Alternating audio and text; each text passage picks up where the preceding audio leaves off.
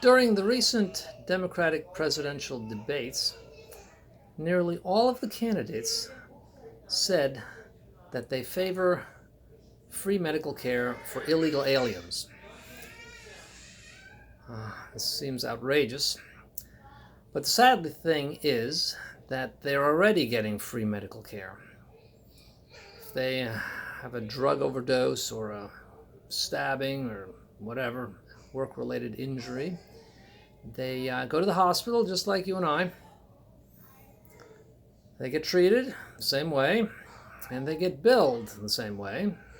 They might even use their real name. Maybe they have a false name. It doesn't really matter. They get the bill, and they don't pay it because they are busy sending their money back home. So it almost doesn't matter. But that's the price we have to pay for having all of this cheap labor here. Cheap labor can be rather expensive. But the highlight of these debates recently came when Ms. Kamala Harris said that she was hurt by Joe Biden's comments. He made two recent comments, which she pounced on. This gave her an opportunity.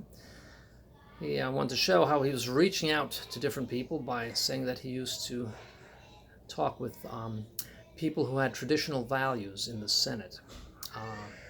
The same values as our founding fathers had. We call them segregationists. Joe Biden was proud of the fact that he could work with anyone, even segregationists. And apparently that was a little too much. But the other thing was that Ms. Kamala Harris was upset that Joe was against busing, the racist practice of moving kids farther distances than they need to move so that they can have racial mixtures in these very schools.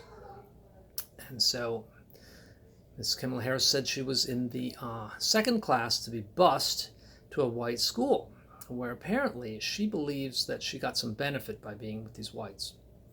So I guess the theory is that white schools are inherently better than black schools.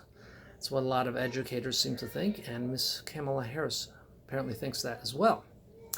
So if she does believe that white schools are better and that she got a better education there, I believe that would mean she is a white supremacist on some level. But back to the schools, though, if this is true, if black children really do benefit by going to the white schools, should we not measure if the white kids are actually being hurt? That seems to be of no concern to anyone. Back to Kamala Harris. I guess Joe Biden would have a hard time making that argument, though. It would be a little difficult to accuse her of being a white supremacist based on that. Although the logic is there, but how many of these Democratic voters are going to follow that? Joe Biden would just be digging himself a deeper hole there.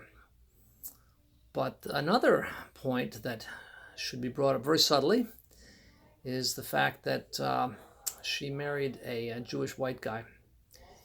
You don't see him a lot. I guess they're not anxious to publish photos because they know that that will weaken her support in the black community. And furthermore, early in her career, she was a prosecutor in San Francisco. And prosecutors and blacks tend to be on opposite sides of the law. So that is not going to help her hang on to her black support. And if she is the nominee for the Democrats in the general election, she will, all these points are going to come out against her. And I know the Democrats have to be very careful how they do this, how they point these things out. But Donald Trump, he's going to have fun with this. I can't wait.